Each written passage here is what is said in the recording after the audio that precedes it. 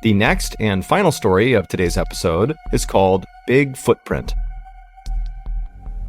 In early July of 1953, Mr. and Mrs. Huggin, along with their 3 young daughters, left their home in Winnipeg, Canada, for a 6-week summer vacation.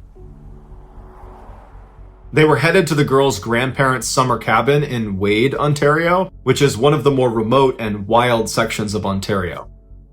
Their cabin was right in the middle of this huge swampy forest, and they were not too far from one of the biggest lakes in Ontario called Fox Lake.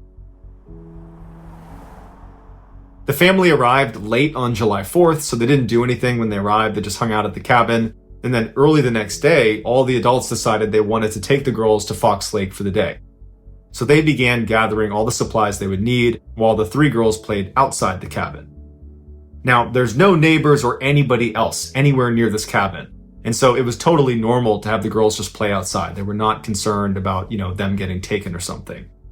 And so the 2 older girls played in the front yard of the cabin, and Geraldine, the 5-year-old, was playing on the side of the cabin. So the 2 girls in front couldn't see Geraldine, and the adults, they were keeping their eye on all 3 girls, but they were mostly just kind of going in and out of the cabin, getting their stuff together, periodically poking their head out, but the girls were fine. At 10 a.m. that morning, the parents had finally packed up the car, and they were ready to collect the girls to head over to the lake. And so they went outside, they got the 2 girls that were out front, and they went to the side of the house, and they couldn't find Geraldine. Now, they weren't worried because where could she have gone? And so they walked around the house, they're yelling for Geraldine, and they asked the 2 girls, have you seen Geraldine? Where'd she go?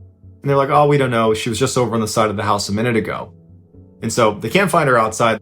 And so they go in the cabin thinking she must have gone in there because that's the only place she could be. But after thoroughly looking through the cabin and not finding her, they started to get a little bit more worried. At this point, the adults start talking to each other and they're saying, did anybody see Geraldine in the past couple of minutes? Has anybody seen her? And they all said, yeah, I poked my head out the window and I saw her within the past 10 minutes right on the side of the cabin. And so they all agreed within the past 10 minutes, they had seen her right outside the cabin. So they're alarmed they can't find her, but they're thinking, we're gonna find her. They go back outside and they're looking around and they're yelling for her. Now, this is such a remote section of Ontario that there's really no noise pollution and sound travels really, really well. And so when they were yelling her name, it was booming through the woods. And even if Geraldine had, sprinted for 10 minutes away from the cabin, she still easily would have been within earshot. And all she had to do was just, yell back and they would see her. But she didn't yell back and there was no sign of her anywhere. And so at this point, the family is panicking, and so they call the police. The police show up, and they're looking around thinking, we're not going to be able to search this very effectively on our own. This is a huge, wild, remote section of Canada. And so they called in some professional trackers that were familiar with this area to come in and help them with their search. They also called the army in Winnipeg to send over some people to assist as well. But as soon as the search started, the skies opened up and dumped rain all over the entire area, basically washing away any footprints that they could have used to potentially find her. As the day wore on and the sun was starting to set and there was still no sign of Geraldine, her father said something to the searchers that was intended to help them find his daughter, but it was just this incredibly heartbreaking comment. And what he told them was his daughter was afraid of the dark, and that once it got dark out in the woods here, she's just going to sit down and cry. And so that will stop her from moving farther away from us, hopefully, and we should be able to find her. But they didn't. And for 3 days, they looked everywhere for her, and there was no trace of her. And to make matters even worse is the weather had been really rainy and cold, not below freezing temperatures, but close, like in the 40-degree Fahrenheit range.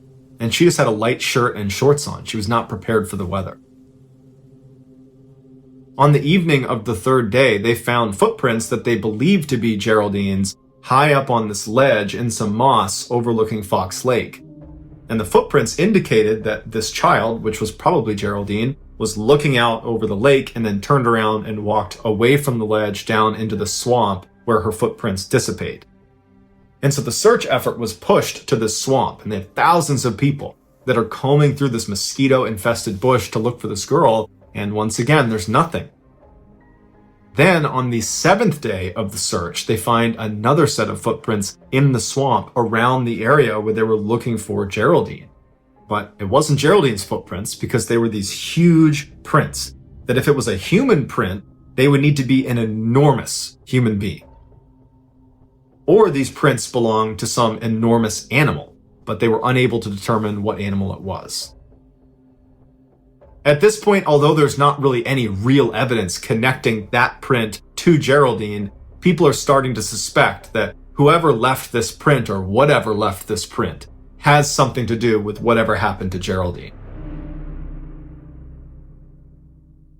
2 days later, so 9 days after Geraldine has gone missing, some of the professional trackers were 2.5 miles away from where that large print was found in that swamp and where Geraldine's footprints were found up on that ledge. They found a piece of her plaid shirt 2.5 miles away on the eastern shore of another lake called Long Lake. And so they pushed the search effort over to that section of Long Lake, and within 24 hours they would find Geraldine's remains.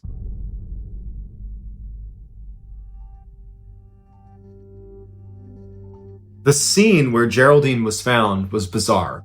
There was very little left of Geraldine, and from what was left, it was clear there had been significant animal predation. And so initial thoughts were, she must have been attacked by wolves, that's what killed her. But upon closer inspection, they saw that her clothing had not been torn and there was no blood on her clothes. So the animal predation had most likely occurred after she was deceased because they would have been able to pick around the clothing. Whereas if it had been a wolf attack, they would have cut right through the clothes and there would be marks that obviously, she was attacked by animals. But Geraldine's remains appeared to have been dragged out of a nearby meadow to where she was ultimately located. And so they followed the drag line into this meadow and it led them to this opening where all the grass had been matted down. And investigators said it looked like something big had been laying there. And they speculated that that might have been the area where Geraldine had been killed, and then afterwards animals had dragged her over to where she was found. And so investigators are like, well, we found that large footprint in the swamp on the 7th day in the same area where we had found Geraldine's footprints, and we thought they might be connected. And now we're finding a large, what appears to be body print in this meadow that's right near where Geraldine's remains have been found. And so probably whoever or whatever left that print in the swamp is the same one that left this print here in the meadow, and therefore is probably Geraldine's killer. But this left investigators with two theories that didn't really make any sense. The first one was, okay, these prints, the swamp print and this body print, belong to an enormous person, like a giant, who ran up to the cabin and abducted Geraldine and ran off and no one saw them or heard them. And for weeks, they've managed to totally evade capture despite being, again, an enormous person lumbering through the forest. So that seemed really unlikely. One, that this giant person even existed. And two, that if this giant person existed, how could they not get caught? They're so big running through the forest, they would be easy to spot. But if you rule out the enormous person theory, you're left with the enormous predator theory, which does make more sense on the surface because there are enormous predators that have attacked humans, so that does happen. But when they looked at her remains, they ruled out a wolf attack, and really, they ruled out animal attacks. But if this is an enormous predator, how did it kill Geraldine? The family was told that unfortunately, because there wasn't enough left of her, they weren't able to determine a cause of death. And so their best guess is she was probably mauled by wild animals, but they would even level with the family and say, honestly, we don't know what did this. In October of 2002, Mark and his wife Kathy were on their way to a baby shower in Baltimore, Maryland that was being held for them by Kathy's family. It would be a 7-hour drive from their home in Ohio, so Mark and Kathy tried to get out the door as early as possible, but one thing led to another and they got a pretty late start. By midnight, they were only about an hour away from their final destination, but they both desperately needed a bathroom break. And so they pulled into a rest stop in Frederick County, Maryland, which is about an hour outside of Washington, D.C. The rest area parking lot was completely vacant except for one car, which was a dark blue late model 4-door sedan that was parked head-in right in front of the bathroom. Mark and Kathy pulled into a spot that was a few over from the sedan. They got out, they walked up to the restroom. Mark was done first, so he waited outside of the women's restroom for his wife.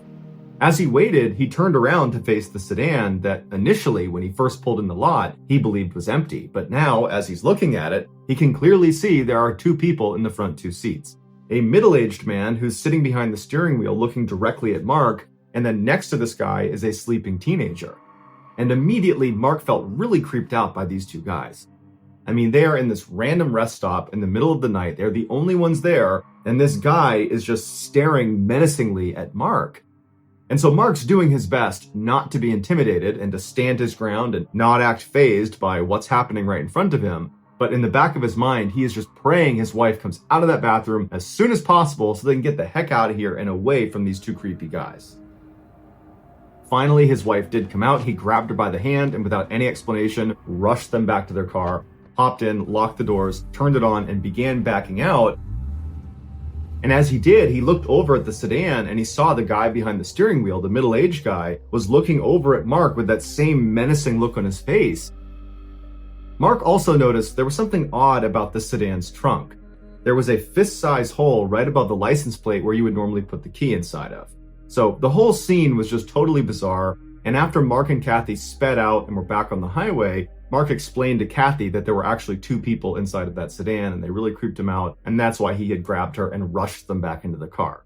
And so she agreed that was pretty creepy, but by the time the couple got to the baby shower in Baltimore, they had completely forgotten about their experience at the rest stop. The baby shower went well, and before long, Mark and Kathy were back home in Ohio. About a week later, the couple was watching TV in their home when a breaking news bulletin came across, and it showed a reporter who was standing at the exact same rest stop that they had stopped in on the way to Baltimore in Frederick County, Maryland, and behind them was the same late model sedan that they had seen parked at that rest stop when they had pulled in. The headline of this special news bulletin was DC Snipers Caught. It would turn out that middle-aged man sitting in the driver's seat of the sedan staring at Mark was none other than John Allen Muhammad, and the guy next to him, the teenager who was sleeping, was Lee Boyd Malvo. These were the two men that were responsible for the highly coordinated 3-week-long attack that left 10 people dead in the Washington, D.C. area. The fist-sized hole that Mark saw on the back of their trunk was what they used to shoot through because it allowed them to stay concealed in the trunk while they were shooting. Muhammad and Malvo had been using that particular rest stop in Frederick County as a place to hide out in between their killings. When Mark and Kathy pulled in next to them, they were only halfway through their killing spree. Mark believes the only reason he and his wife were not targeted is because the killers most likely were trying to keep this rest stop off the radar because it was their hiding spot, and so they wouldn't have risked an attack there. Although, ironically, they would ultimately be caught in that rest stop. Muhammad was executed by lethal injection in 2009, and Malvo is serving a life sentence. One afternoon in mid-July 2014, 59-year-old Jack Parks and his fiancee, Carol LaPaya, walked through their neighborhood of Kennedy Township, Pennsylvania. Jack sported a black fedora, wireframe glasses, and a lopsided grin beneath a graying mustache. Carol hung on his arm, smiling at how her engagement ring sparkled in the sunlight. As they walked, they passed by several neighbors who were outside doing yard work or talking. Jack and Carol waved to each person as they passed, and everyone waved back. Their neighborhood was a close-knit, working-class community 10 miles outside of Pittsburgh, and everybody seemed to know each other. In fact, Jack even had family on this street. One of his nephews, Bradley Johnson, lived nearby. As Jack and Carol passed by Bradley's house, Jack slowed down, trying to see if Bradley was home. His nephew had mentioned wanting to talk to him in person about something serious and urgent, but Jack could see that the house was empty, so that conversation would have to wait. Which was fine, because today, Jack and Carol were on a mission. Inside of Carol's purse was a large stack of wedding invitations, and they were on their way to drop these invitations in the mail, which was huge for them, because their wedding had been an unusually long time coming. So Jack and Carol had met at a bar 25 years ago. They'd fallen for each other quickly, but Jack had dragged his feet on proposing. And then, when he had felt ready, Carol was swamped at work. Then Jack was busy. The timing was just always bad, and the longer they put marriage off, the less important it seemed. And anyways, they were in love and totally committed to each other. They didn't need a marriage license to prove that. But last February, Jack's mother had passed away. Her death had made him realize that he wasn't getting any younger, and he really wanted to marry the woman he'd loved for decades. So, a few months ago, he'd finally proposed. And ever since, their days had been consumed with wedding preparations. They had the venue, the dress, and the rings, and now it was finally time to send out the invitations. The couple came to the end of the block and stopped in front of the mailbox. Carol took the envelopes from her purse and then joked that this was their last chance to cross anyone off their invite list. Jack just laughed and said they were not cutting anyone. So Carol pushed the envelopes through the mailbox slot until only one invitation remained. Carol hesitated for a second, looking at the name on that last envelope. It was her nephew, a 22-year-old named Michael LaPaya. She and Jack had been angry at Michael this whole past year. Their broken relationship with him was a sore spot for both of them.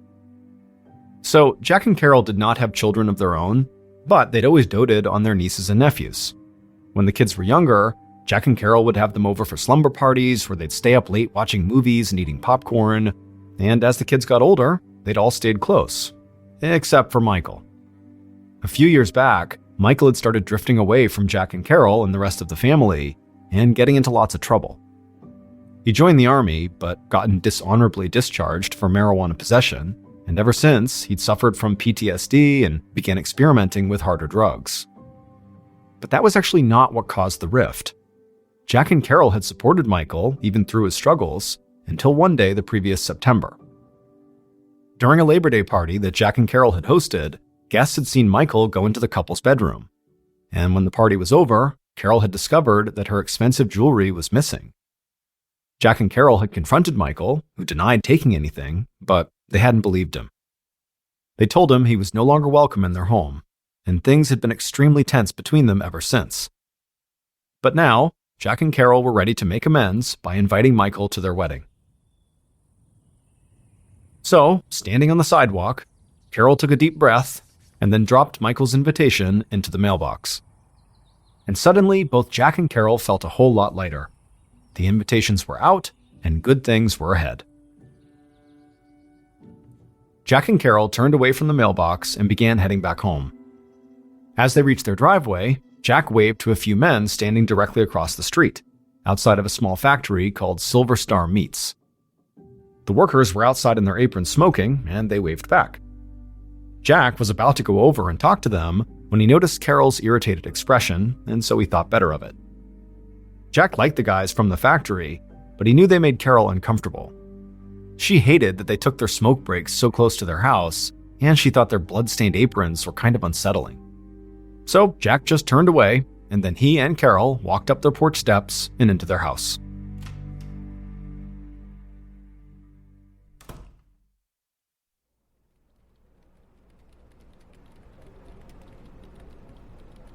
A few days later, on Monday, July 21st, Carol sat at her desk at work, reviewing her to-do list for the wedding. The ceremony was just 6 weeks away, and there was still a lot to figure out. But then, at 10:45 a.m., her cell phone rang. And to her surprise, it was Jack's realtor. Jack had hired this realtor to sell his mother's house after she had died, and now the realtor said some potential buyers wanted to see the house that afternoon. She wanted Jack and Carol to meet her there at 4 p.m. This was all good news, because Carol and Jack had been eager to sell that house as quickly as possible. But before hanging up, Carol asked why the realtor called her instead of calling Jack. The realtor said they did call Jack first. He just didn't answer. This seemed odd to Carol. As soon as she hung up, she tried Jack's cell phone, and it rang several times before going to voicemail. She left him a message, then hung up and called the house. And as it rang, she expected to hear Jack's voice any second, but again, the call went to voicemail. Carol just sat there, trying to ignore the sick feeling of dread in her stomach. Jack knew what a worrier she could be, so he always answered her calls. But she told herself that maybe he was in the shower, or maybe outside mowing the grass without his phone on him. He would probably call her back any minute. But the clock kept ticking, and by noon, Jack still had not called. And so Carol tried him again, but he still didn't answer. Frustrated, she dropped her phone back in her purse and just focused on her computer, trying to ignore her mounting anxiety. But by 2:30 p.m., when still Jack had not called, so now it's been 3.5 hours since that first missed call, Carol just couldn't take it anymore. So she left work and began heading straight home. 20 minutes later, Carol pulled up outside of her and Jack's house. And right away, she saw that the garage door was open and Jack's car was inside, which meant he had to be home. Carol felt relieved. She was sure Jack would explain why he had missed her calls, and better yet, they'd still be able to make their 4 p.m. appointment with their realtor. But as Carol got out of her car and started up the walkway, she saw something that made her stomach drop all over again. So Jack and Carol's front porch was enclosed by a gate, and both Jack and Carol always kept the gate closed because their dog was a runner, and they wanted to make sure he didn't get out. But now Carol saw the gate was wide open. Carol rushed through the gate to the front door and turned the knob. But even though the doorknob turned, meaning it was unlocked, the door didn't budge when she pushed on it. That's when Carol realized the deadbolt inside, which they never used, must be locked. And now her anxiety turned to actual fear. Between the deadbolt, the open gate, and Jack not answering his phone, she was certain something had to be wrong here. Carol's hands shook as she dug through her purse for the house key, then struggled to get it into the lock. Finally she did, the deadbolt turned, and the door swung open. Carol stepped inside with her heart pounding, but the house was silent and still. She took a few steps further in, and then her eyes suddenly fell on something under the coffee table inside of the living room. For a second, her brain couldn't even compute what she was looking at. But then, when it clicked, she let out a scream. Because underneath the coffee table was Jack. He was lying face down on the carpet with a pool of blood under his head. Carol rushed over to Jack and shook him, but he didn't move or make a sound. And so in a panic, she found her phone and dialed 911. When the dispatcher picked up, Carol shouted that there'd been some kind of horrible accident. Her fiancé must have fallen and hit his head on the coffee table. And she begged the dispatcher to please send help now. Moments later, police and first responders arrived, and they had to physically drag Carol away from Jack's side. Carol watched as they knelt beside her fiancé and checked for a pulse, but they didn't find one. Carol's world crumbled. She knew Jack was dead.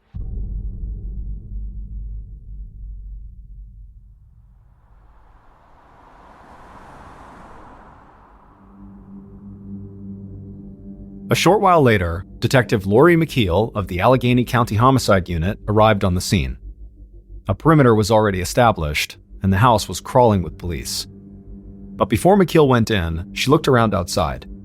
Neighbors were watching the activity from their front lawns, and McKeel noticed a specific group of people huddled together on the sidewalk, consoling a sobbing woman whose hands were covered in blood. McKeel guessed this must be the victim's partner, and the people around her were her family. But before speaking to her, the detective quickly made her way across the yard and went inside of the house. Inside, officers and forensic techs searched the front room for evidence. McKeel had already been briefed on this case, so she knew the victim's name was Jack Parks, and his fiancée had found him dead after an apparent fall. McKeel went into the living room, where Jack's body lay face up, partially underneath the coffee table. There was a lot of blood, and at first glance, a fall didn't seem out of the question. However, when she crouched down to get a better look, she found a small hole behind Jack's right ear, toward the back of his skull. It was a gunshot wound, which meant this was no accidental fall. This was a murder. McKeel stood up and told the other investigators nearby to keep their eyes peeled for bullet casings or a gun. Then she continued scanning the house. The house was lived in, but relatively neat, with boxes of what looked like wedding favors stacked in the hall. But when McKeel stepped inside of the master bedroom, she saw this room had been totally ransacked. Dressers were overturned and drawers were pulled out. Several jewelry boxes lay empty and discarded on the carpet. Either this was a robbery, or someone had staged the scene to make it look like one. As McKeel made her way back to the living room, she saw several photos of what looked like a seemingly loving couple about to get married. But McKeel's training told her not to take anything at face value. Every relationship had its problems, and a deadline like a wedding could bring tension to the surface. So before McKeel did anything else, she wanted to speak to Jack's fiancé. If there were any skeletons in the couple's closet, she needed to know about them. Later that afternoon, Detective McKeel sat with Carol in an interview room at the police station. McKeel knew that so far, nobody had told Carol much of anything, including the fact that Jack's death was a murder, not an accidental fall. And from McKeel's point of view, this was a good thing. The romantic partner was always the primary suspect in a murder. And so McKeel wanted to study how Carol behaved in their interview before she told Carol anything about the investigation. So McKeel started slowly, asking basic questions about Carol's relationship with Jack. But as Carol calmed down and opened up, McKeel began to probe deeper. She asked if either Carol or Jack was getting cold feet about their wedding. And why did it take them so long to get engaged? Were there suspicions of infidelity? What about money problems? McKeel watched Carol for any hint of defensiveness or anger. But while Carol did deny having any problems with Jack, she didn't seem mad at being asked about it. She just seemed confused. So, McKeel decided to ask a question that she knew would increase the pressure, by making it obvious that Carol was now a suspect in a murder. The detective looked into Carol's eyes and asked her if she owned a gun. And at this, Carol froze. After a second, she asked why she was being questioned about a gun when her fiancé had fallen. McKeel stayed quiet and watched as Carol's expression changed from confusion to understanding. Carol just looked at McKeel and said, "Are you saying Jack was shot?" And then, Carol just began sobbing. Even though McKeel could not officially rule Carol out as a suspect yet, she did think Carol's reaction to this was very genuine. So McKeel handed Carol a box of tissues and asked in a gentle voice if Jack had any enemies. Through tears, Carol said no. In fact, if anything, Jack was sometimes too friendly. Recently, Carol said she'd come home to find Jack hanging out in the living room with one of the workers from the factory across the street. Carol said she'd been mad at him for letting a stranger inside of their home. And then after that, Carol just broke into more sobs. McKeel narrowed her eyes as she thought back to Jack and Carol's ransacked bedroom. Crime scene techs were still processing the scene, but it had looked like theft was at least part of the motive. So if Jack really had no enemies and his murder was not personal, then this being a robbery by a stranger, like a factory worker, was a definite possibility. McKeel knew that if Jack and Carol's home really had been robbed during this murder, then whoever did the robbery would likely try to unload the stolen goods quickly. And the easiest way to do that was to sell them to a local pawn shop. So, the day after Jack's murder, McKeel got a list of the items missing from Jack and Carol's home, which included several expensive watches, rings, and other pieces of jewelry, and contacted every pawn shop in the immediate area. But none of them claimed to have any of the missing jewelry yet, so McKeel left descriptions of the items along with her number. McKeel also contacted the City of Pittsburgh Pawn Division, which kept an extensive database of pawned items, and gave them descriptions of the stolen jewelry as well. It was sort of like she was fishing, and so McKeel knew she had to be patient. So, while she waited to hear back, she began looking into the workers from the Silver Star Meats Factory.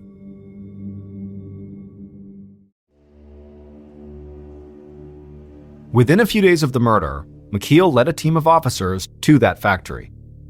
And as soon as she stepped out of her car, she could see that anybody standing right outside of the factory would have a clear view of Jack and Carol's front door and garage. From speaking to Carol, she knew Jack had been friendly with several factory employees, and on at least one occasion had invited them into his home. And so those types of visits would have been perfect opportunities to learn the layout of Jack and Carol's house and to figure out where they kept their valuables. Once inside the factory, McKeel and her officers began interviewing close to 40 workers, one by one. And pretty quickly, they identified the man who'd been invited by Jack into their home. His name was Ronald Blevins, and he had a criminal history of petty theft and assault. To McKeel, this was promising. But Blevins had not been at work on the day of Jack's murder because he was on a scheduled vacation. Now, McKeel did not think this made him any less of a suspect, but this early in the case, there wasn't any physical evidence to connect him to the crime, so she couldn't arrest him. As McKeel and her team left the meat factory, she felt a bit deflated. She really needed the forensics to come back if she was going to make any real progress on this case. Fortunately, though, there would be new evidence for her waiting back at the station. A copy of Jack's autopsy report was sitting on McKeel's desk. She opened it and began reading. And right away, she saw something important. Other than the gunshot wound, there were no bruises or scratches found anywhere on Jack's body. There was no sign of a struggle at all. And so McKeel knew this could mean that the killer broke into the house and then surprised Jack and shot him from behind, or it could mean Jack knew his killer and had let this person inside of his house. McKeel kept on reading the report, and as she got towards the end of it, her eyes went wide. The coroner had made a major discovery. A bullet had been extracted from Jack's skull, and they determined it came from a .380 caliber handgun. This was extremely helpful. McKeel still did not have the actual murder weapon, but now she knew what kind of gun she was looking for. And so she wanted to find out if somebody close to Jack, someone let's say he would have welcomed into his home, owned a gun like that.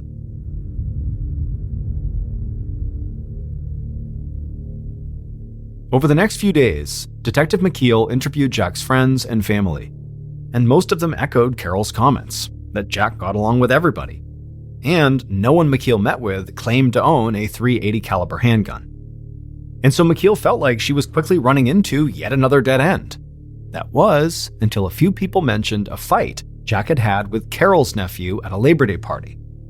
And also folks mentioned that one of Jack's nephews, so a different nephew, was looking to hash out a serious and urgent matter with his uncle in the days right before the murder. The people who mentioned those two nephews said that the nephews had been really close with Jack for most of their lives. But McKeel knew those relationships could have turned bad as soon as jewelry or money got involved. So she went to interview both men immediately.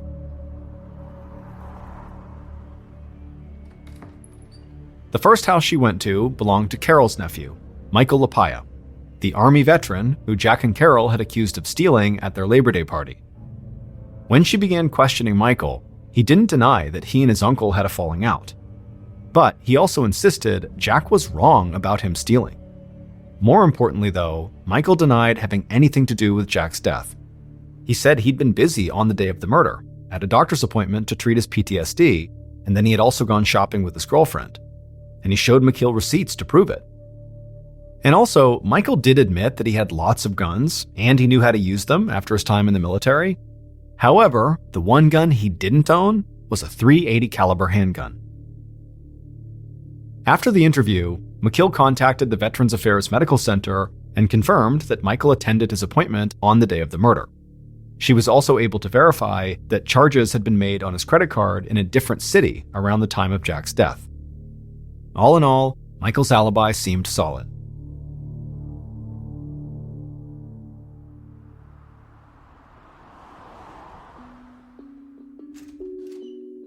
So, Detective McKeel headed back to Jack and Carol's neighborhood to meet with the second nephew that Jack's friends and family had mentioned. This was Jack's nephew, Bradley, the one who lived on the same street and had been apparently wanting to speak with Jack in person about something serious and urgent. Now, from what other people had already told her, McKeel knew Bradley was mad at Jack for selling his mother's house, because Bradley thought the property should stay in the family. She also knew Bradley and Carol didn't really get along. To McKeel, this sounded like a pretty deep-rooted dispute, and she expected Bradley to be cagey when they spoke about it. However, once they sat down at Bradley's kitchen table, what Bradley actually said blew McKeel away. Right off the bat, Bradley said that at 10:30 a.m. on July 21st, which was the day of the murder, he'd waited until Carol had left for work and then walked over to Jack's house to confront him.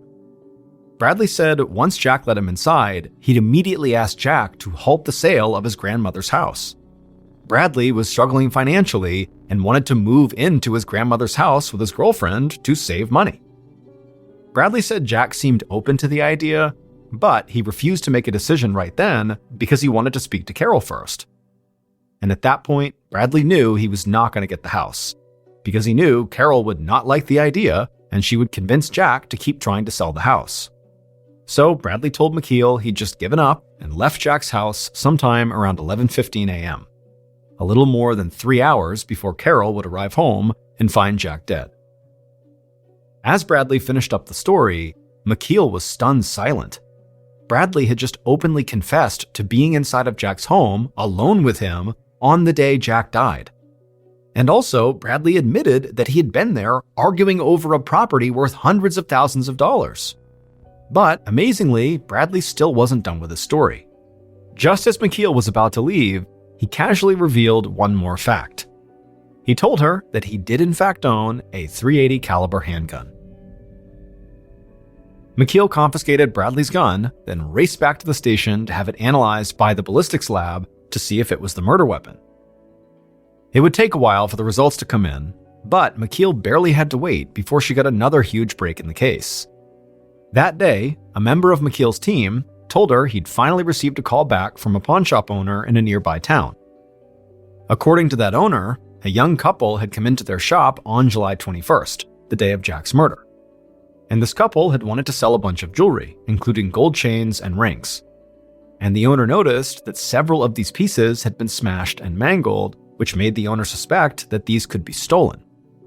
And so as a result, he had not purchased these pieces of jewelry, but he'd convinced the couple to let him take a few photos of the jewelry, and then after the couple left, he contacted the police in the area. And it had taken 3 days for those police to connect the incident to Jack's case and then get in touch with McKeel's team. But as soon as McKeel got this news, she went straight to the pawn shop to review the photos of the potentially stolen items. And when she saw these photos, there was no doubt that was Jack's jewelry. Now, this pawn shop did not have a security camera, so there was no footage of the couple who tried to sell Jack's stuff. But McKeel showed the pawn shop owner some photos of local criminals along with dozens of people of interest in Jack's murder case, which included Jack's nephew Bradley. And as these pictures were being shown, the owner suddenly stopped McKeel and pointed out one person in particular and said, "Yep, that's the man I saw." And to McKeel's surprise, it was not Bradley. The man the pawn shop owner picked out was named Brian Gibbons. He had a record of theft, and the police knew of him, but they hadn't remotely considered him as a suspect in Jack's murder because Brian had no known connections to Jack. But now, armed with this new information, McKeel left the pawn shop and headed to Brian's house. And as soon as Brian saw her, McKeel could tell she'd taken him by surprise. Brian denied having any knowledge of the murder, but when McKeel looked in his bedroom, it was absolutely littered with purses and jewelry. None of the items belonged to Jack or Carol, but a lot of the stuff had been reported stolen. This meant McKeel could charge Brian and hold him in custody while she looked for a connection to Jack's case. And so that's what McKeel did. She arrested Brian for theft. However, she still wasn't totally sure if he'd actually played a role in Jack's murder. McKeel had basically convinced herself that Jack's nephew, Bradley, was the killer. But now, Brian had come out of left field, and he seemed like an equally strong suspect. And so McKeel wondered if maybe these two men had worked together, with Bradley actually committing the crime and then passing off the jewelry to Brian to sell. But McKeel had no evidence that these two men even knew each other. And until the ballistics results came back, she didn't even know if Bradley's gun was the murder weapon. It was like suddenly McKeel had gone from having a case full of dead ends to having a case with too many good suspects. It would take another week before the final piece of evidence fell into place. On August 4th, 2 weeks after Jack's death, McKeel got a call about a second pawn shop, where a young man had stopped in the day after the murder trying to sell a bunch of damaged jewelry. Unlike at the first pawn shop, the employee at this one had not realized the jewelry was stolen, so he had bought it. Police had already examined the jewelry and confirmed it belonged to Jack. But the most important thing about this pawn shop was that it did have a security camera. And when McKeel watched that footage, she knew who killed Jack. That morning, the killer woke up in agony. They lay in bed for several minutes, drenched in sweat. Their cramps were getting worse. And beneath the pain, a horrible, clawing hunger was growing, demanding to be fed. From the next room, their partner shouted that they were heading off to work. At this, the killer scrambled up, yelling for their partner to wait. The killer dragged themselves out of bed and stumbled from the room. With a wild look on their face, they told their partner to call in sick today. They were going for a ride. A short while later, at about noon, the couple pulled up to the curb 1 block from the Silver Star Meats factory.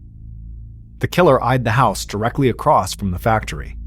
The garage was open, and Jack's car was inside. He was home. The killer reached inside the glove box and took out a .380 caliber handgun. They told their partner to drive away if they weren't back in 30 minutes.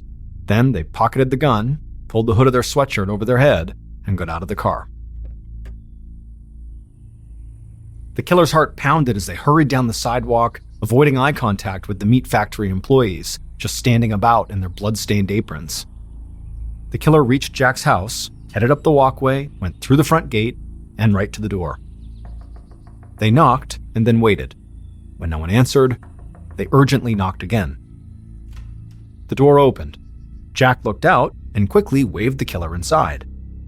Jack turned away from the door and asked the killer if he could get them something to drink. But the killer didn't answer. Instead, they followed Jack through the doorway and into the front room, and there, they stopped, drew the gun from their pocket, raised the barrel just inches from Jack's right ear, and fired. The bullet struck Jack in the back of the head. He fell, dead before he even touched the ground. And immediately, the killer bolted upstairs to the master bedroom, where they tore through the dresser, ripping out drawers and dumping the contents all over the floor. It didn't take long to find what they were looking for. They quickly dug through the room and found Carol's jewelry box and Jack's rings, chains, and watches. The killer stuck the items into the pockets of their sweatshirt, feeling a thrill of victory. Soon, that gnawing hunger would be satisfied. The pain would end. Then, the phone in the house began to ring, and the killer just froze. The killer listened as the call went to voicemail. Carol's voice echoed from the machine, asking why Jack wasn't picking up his cell phone, telling him that somebody was interested in buying his mother's house, and they needed to get there by 4 p.m. to open it up. Then Carol said she loved him and hung up. As soon as the voicemail ended, the killer rushed back downstairs to the front door. They grabbed the key off an end table to lock the deadbolt, but then something caught their eye. And once again, they froze. The killer saw Jack's feet jutting out from behind the coffee table. Beyond that, the killer saw the whole living room. It was a place with a lot of happy memories, where they, the killer, had spent countless slumber parties eating popcorn and watching movies with their cousins. A lump began to form in the killer's throat as they looked at a particular photo on the wall. Their 10-year-old self was smiling right back at them. The killer looked down at the floor, said goodbye to their Uncle Jack, and left.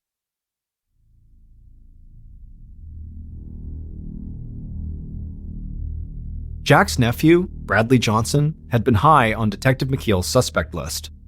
But when the results of the ballistics test on Bradley's .380 caliber handgun came back, it did not match the murder weapon. Also, at that second pawn shop where they had surveillance footage, it was not Bradley who McKeel saw, because Bradley didn't kill his uncle. Carol's nephew, the disgraced Army veteran Michael LaPaya, did.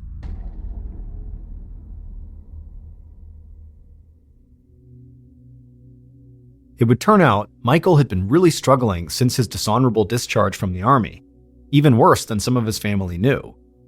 He'd started using heroin and begun stealing to support the habit. And as his addiction worsened, Michael became increasingly desperate for cash.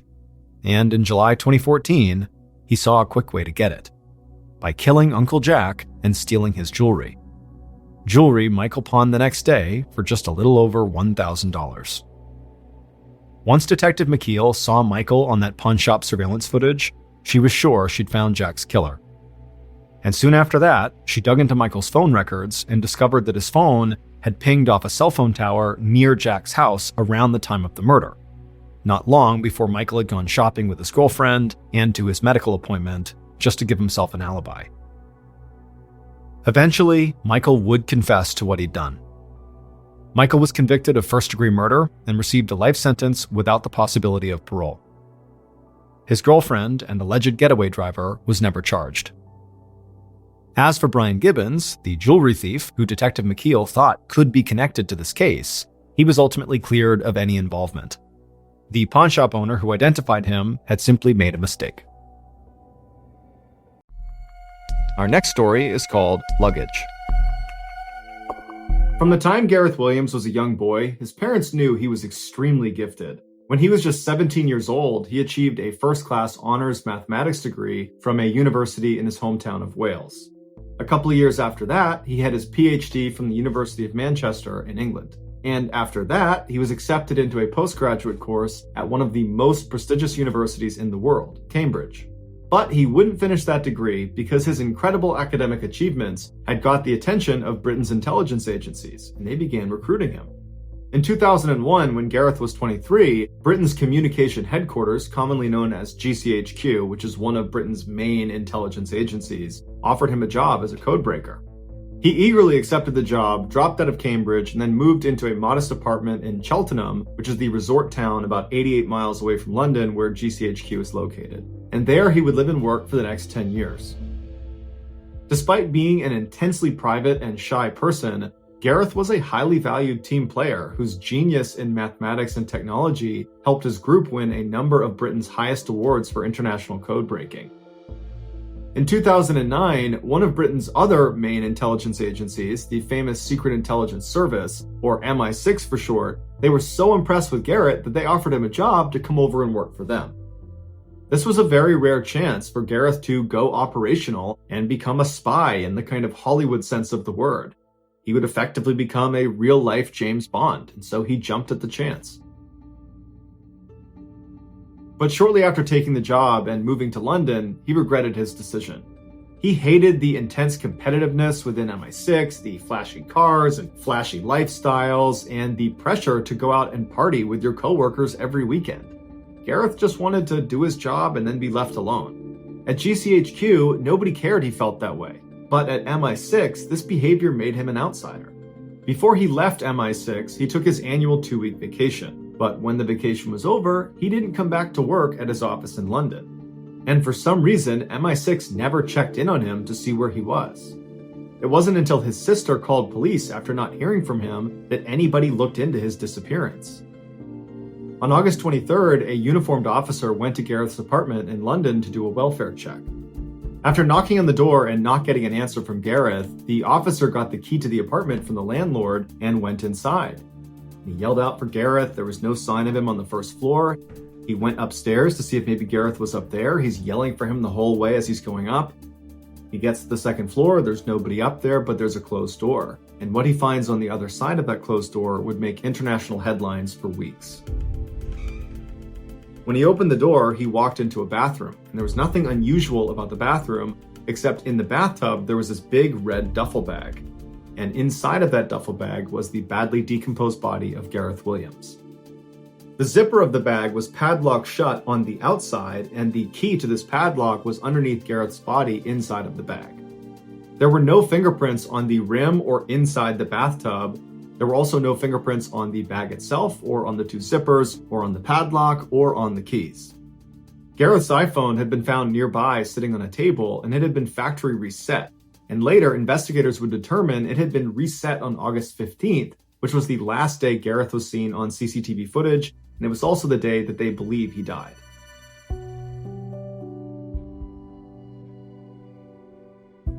According to the coroner, Gareth's body had no injuries on it. There was no sign of a struggle, and his toxicology report showed that he had no drugs or alcohol in his system. The thermostat inside of Gareth's apartment was jacked way up, so it was very hot inside of his apartment, despite the fact it was summer, and it was the height of the summer in August. But regardless, the excessive heat in his apartment sped up the decomposition process and made it impossible to precisely determine a cause of death. Despite a lengthy investigation by police, there was never a conclusive determination as to what exactly happened to Gareth, although there are many theories. Some say the Russian mafia killed him because right before he died, he had been focusing on money laundering in Britain that was tied to the Russian mafia, which would have made him a target. Another theory is MI6 had something to do with Gareth's death, which is why they were not so eager to go looking for him when he didn't come back from his vacation. In fact, one former MI6 agent has come out and said he believes there was a cover-up. He was interviewed by CNN and said that it looked like MI6 had gone into Gareth's apartment ahead of the police and wiped it all down, removing fingerprints and DNA evidence. The last prominent theory is that Gareth did this to himself. It was discovered that he made occasional online visits to bondage sites, and at least one time he'd had to yell out to his landlord to help get him out of his bed because he had tied his wrist to the bed frame and couldn't get himself undone. But when two experts who were a part of the investigation attempted to put themselves inside of a similar-sized duffel bag and lock it with the padlock on the outside, they couldn't do it despite trying over 400 times. And even if Gareth could have somehow physically got himself inside of this bag and locked it from the outside, how could he have done that without leaving fingerprints all over the bag, all over the lock, the zippers, all over the tub? Because when he was found, he didn't have gloves on. Ultimately, despite the red flags, Gareth's death was determined to be probably an accident and was closed 3 years after his death. The next story of today's episode is called The Bear, the Plane, and the Duffel. In early December of 1985, in the Chattahoochee National Forest in northern Georgia, a hunter was very carefully making his way through the trees trying to track a deer. Now, this hunter had been tracking this deer for over a mile, but it had been a while since he had seen any signs of it being anywhere nearby. And as this hunter continued to creep along, he became increasingly aware of how loud each of his steps were, because the ground all around him was covered in dry leaves, and so every step he was taking was creating a loud crunching sound.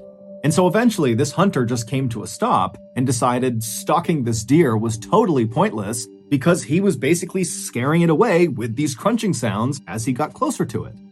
But before this hunter was ready to just give up and head back to his vehicle, he continued on a little bit further, and when he pushed through this particularly dense brush area, he saw this clearing up ahead. And the second he saw what was in this clearing, he froze, took a step back into the brush, and then ducked down behind a rock. Because in that clearing, he saw an animal, and it wasn't a deer. It was a huge American black bear. Now, generally speaking, American black bears are not aggressive towards humans. However, if, for example, you were to accidentally sneak up on a black bear, like this hunter had done, and you suddenly startled it by just showing your presence, the bear might react by pouncing on you and ripping you to bits. And so this hunter, with his back pressed up against the rock and his rifle gripped tightly across his chest, he's thinking about that and wondering what he's going to do to get out of this situation. At first he thought, okay, I'll just stand up and quietly walk away. But then he remembered how loud the leaves were, and even though he had been lucky walking in, he hadn't alerted the bear to his presence. On the way out, he was worried he wouldn't be so lucky that those leaves would alert the bear to his position. And so the hunter began thinking, okay, well, what if I just stand up and start shooting at this bear? But the hunter knew the big issue with that plan is he had a deer hunting rifle, which is not nearly powerful enough to quickly take down a black bear, if at all. And so if he starts shooting at this bear, there was a very good chance that the bear would just turn around and maul him before he was able to put the bear down with his rifle. And so as this hunter is going through these scenarios behind the rock, he realizes something. He hasn't heard this bear at all. Now, bears in general are very loud animals. Just their regular breathing is so guttural and noisy that you can hear it a pretty good distance away. And the hunter's thinking to himself, I can't hear it breathing. And come to think of it, I haven't heard this bear once since I've been near it. And so the hunter very carefully stood up from behind his rock and turned around. And then he kind of peered forward into the brush, looking back into this clearing. And when he spotted the bear again, he realized immediately the bear was dead. The bear was kind of slumped forward and its body almost looked like a deflated balloon. The hunter was so relieved, he almost started laughing. And so he stepped out from behind his rock and he made his way through the brush into the clearing to get a better look at this bear. And when the hunter was right over the top of this bear looking down at it, something immediately struck him as very odd. This bear was far too young to have died of natural causes. However, after this hunter kind of poked and prodded the bear and lifted it up on either side to try to look underneath it, he couldn't see any visible injuries. It was like this bear had just randomly dropped dead. But the hunter didn't spend much time thinking about what happened to this bear. Instead, he thought to himself, there has to be some sort of logical explanation for what killed it, and with one last look at the bear on the ground, the hunter turned around and began the long walk back through the woods back to his vehicle. It would turn out there was an explanation for what happened to that bear. However, it was anything but logical. But to get to that non-logical explanation, we first have to go back in time. Around 11:30 p.m. on September 10th, 1985, so 3 months before the hunter discovered this dead bear, 2 pilots were flying their little 6-seater Cessna airplane over northern Georgia, making their way north towards Tennessee. And as these pilots flew along very casually, they suddenly intercepted over their radio a voice message that they definitely were not supposed to hear. It sounded like other pilots communicating with each other, and what they were talking about was how they were now going to follow this little Cessna airplane that they could see that was currently flying over northern Georgia. Now, radio traffic like this can only really be intercepted if your radio that's doing the intercepting is physically close to the person doing the transmitting. And so knowing this, the 2 pilots in this little Cessna knew that whoever was talking about following that little Cessna, they had to be talking about them, the 2 pilots in that Cessna. Now, for most pilots, if you suddenly overheard a radio transmission that your plane was getting followed by some other pilots, you might reach out to those pilots and say, "Hey, why are you following me? What's going on?" Now, the co-pilot of this little Cessna might have wanted to react that way. However, before he could, the main pilot stopped him and said, "I actually know exactly why somebody might want to tail us, and unfortunately, we're both going to have to jump out of this plane." Before the co-pilot could really even react to this news, the main pilot had set the Cessna on autopilot, which sets the plane to fly in a straight direction going at a constant speed at a constant altitude until either a pilot comes back and takes the craft back over, or if it just stays on autopilot, it eventually will run out of fuel and crash or run into something. And so after the main pilot had done that, he turned to the co-pilot and gestured for him to come with him into the main cabin of the aircraft, basically the main body of the craft where all their luggage was. And the co-pilot, he's so confused about what's happening, he's so panicked that he just follows the main pilot. So the 2 of them, they climb back over the 2 front seats that go into the main body of the craft, and the main pilot begins strapping parachutes onto some of their luggage. And as he's doing this, he tells the co-pilot to open up the side door of the plane. And so again, the co-pilot is just so caught off guard, he has no idea how to handle this, and so he reaches over and he slides open this door of this moving plane.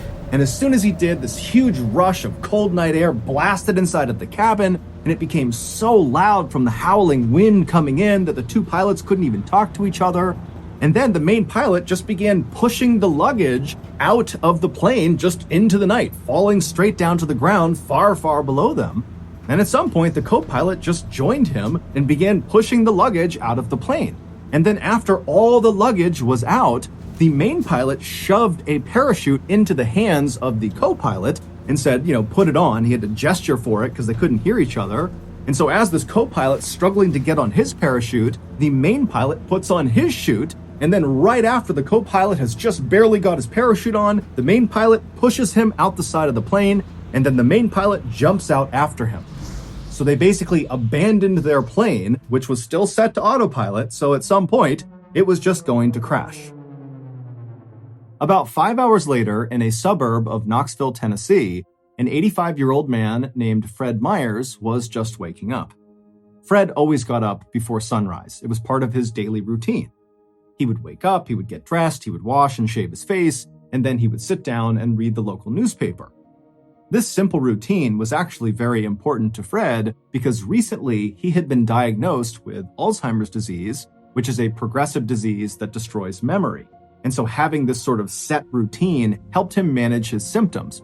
Basically, at least in the morning, he could go into autopilot and go through this routine and not get confused.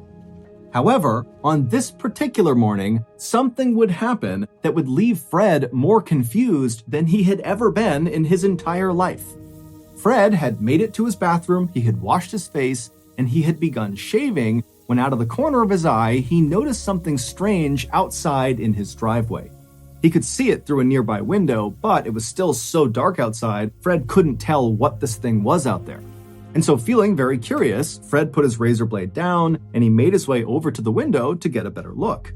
And when he reached the window and looked out at his driveway and saw what this strange thing was, he could not believe his eyes.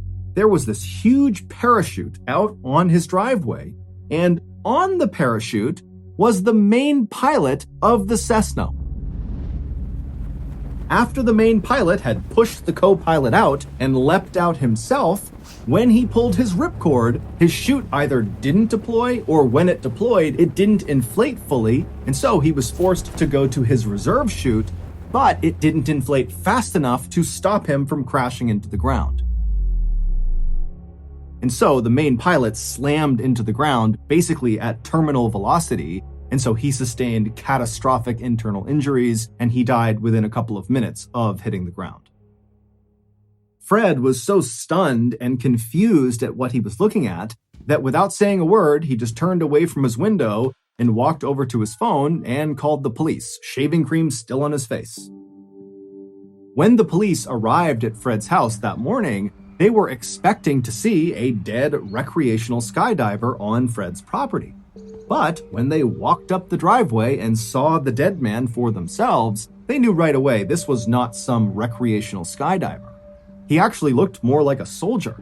He was wearing a bulletproof vest over some camouflage fatigues, and he had night vision goggles strapped to his head. But the dead man's shoe choice made the police think this guy could not possibly have been military, because on this guy's feet were not military-style combat boots like you would expect with the rest of his getup. Instead, he was wearing loafers, specifically Gucci loafers, so very expensive designer shoes.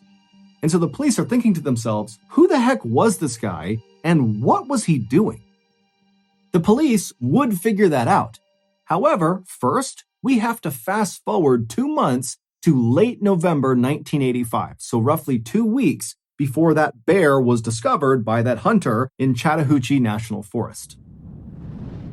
Now, at this point in late November, that black bear was alive and well and living a typical black bear life in the Chattahoochee National Forest, which meant he mostly spent his time wandering around the woods looking for something to eat.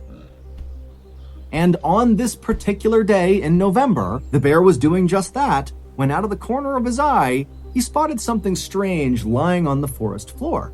It was one of the pieces of luggage that the two pilots had pushed out of their plane. It was this big, heavy duffel bag. Now, the bear had no idea if this duffel bag contained food, but the bear was optimistic, so it meandered its way over and began pawing at the bag with its massive claws, and pretty much immediately, his claws tore open a hole in this bag. And suddenly, the air all around this bear was filled with this glorious, flowery smell. So the bear put its nose directly into this rip in the bag and began sniffing and licking the contents of this bag. And apparently, the bear just loved it because it ate whatever was inside of the bag, all of it. And when he was done, the bear felt so good, he was so full of energy that he just started sprinting in a straight direction.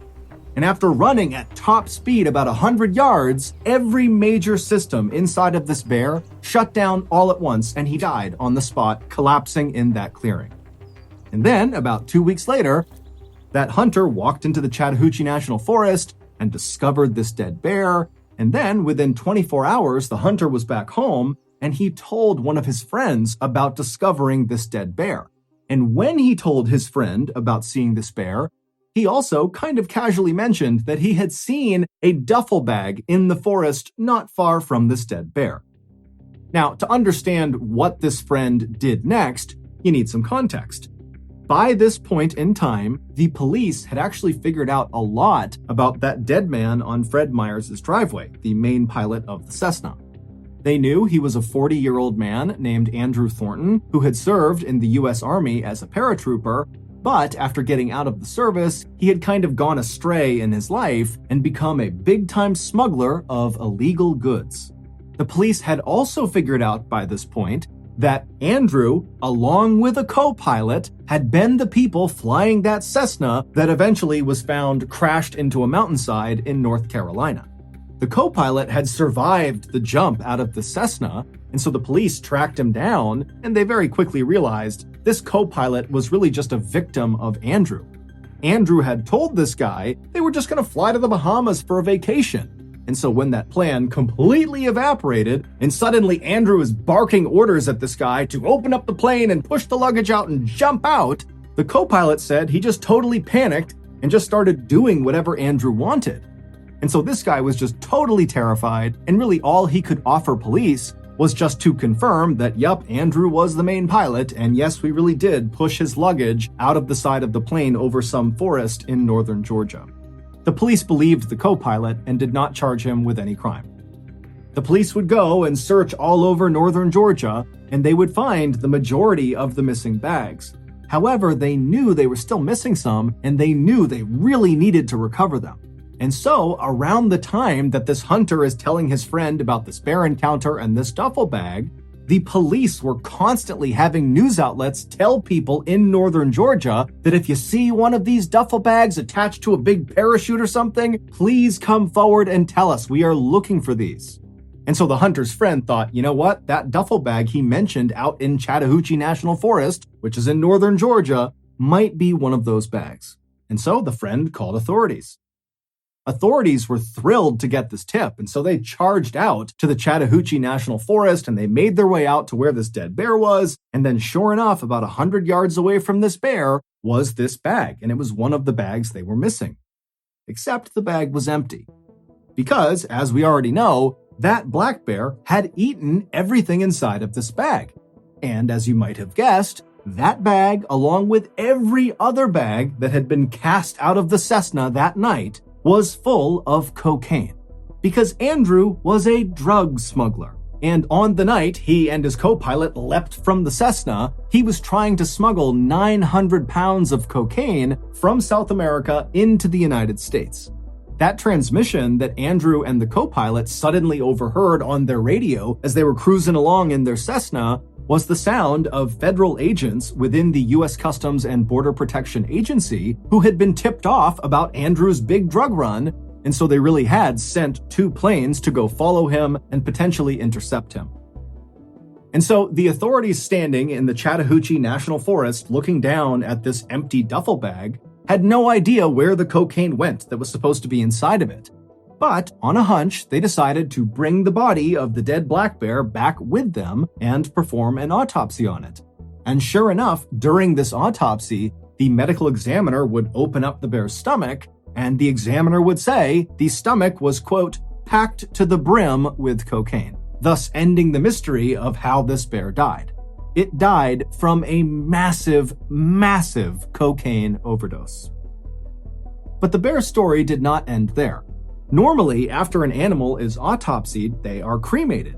But for some reason, this medical examiner decided not to do that, and instead, he had the bear taxidermied, and then he gifted this taxidermied bear to the Chattahoochee River National Recreation Area. And then from there, the bear changed hands many times.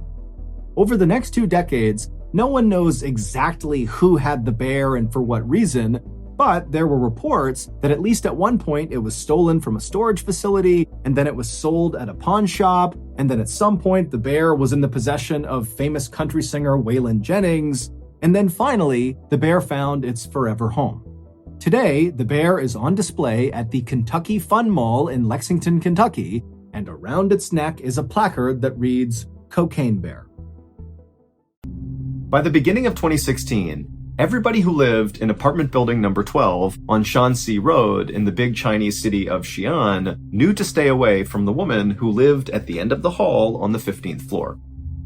Now, they didn't know much about this woman, but what they did know about her was totally bizarre and kind of alarming.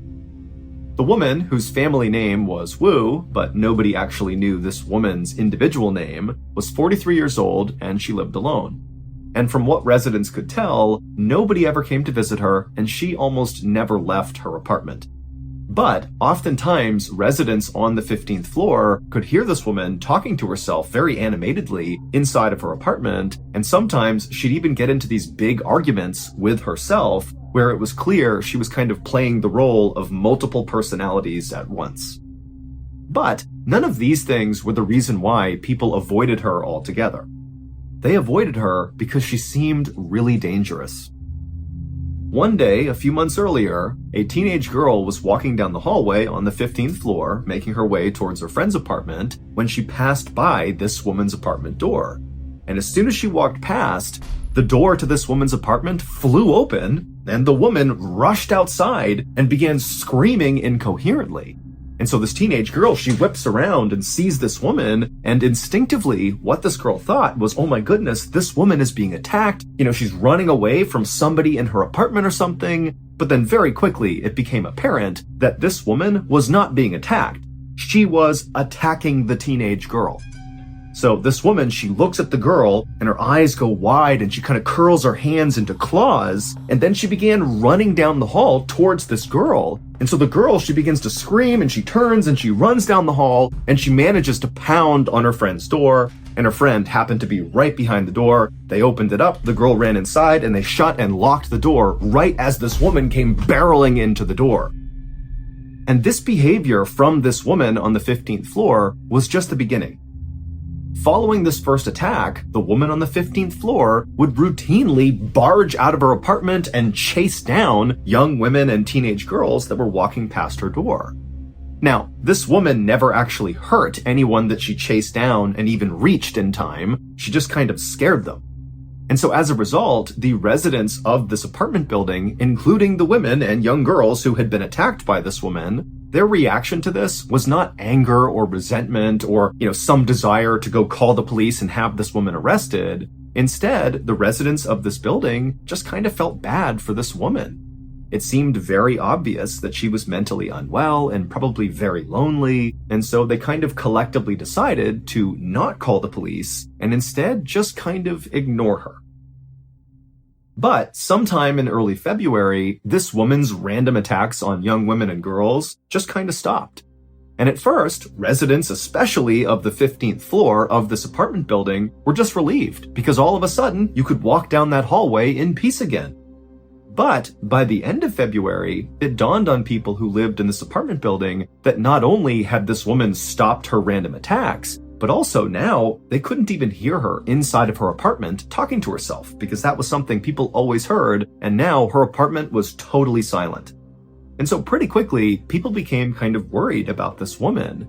But nobody was willing to go knock on her door and actually make sure she was okay, because again, this woman was viewed as being kind of dangerous. I mean, she was literally jumping out of her apartment and attacking random passerbys, and so people just continued to keep their distance from this woman. And so as people did that, they began to tell themselves that, probably she just moved out without anybody noticing, and that's why she's gone quiet. But it would turn out that was not the case.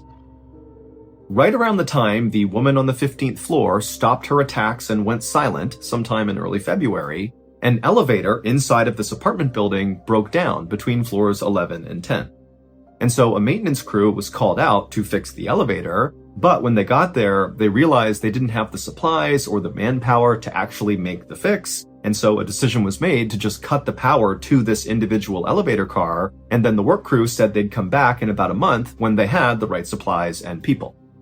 And sure enough, a month later, this crew came back with what they needed, and they were able to lower the broken elevator car down to floor 10, and then they opened up the doors, and they were absolutely horrified at what they saw inside of that car.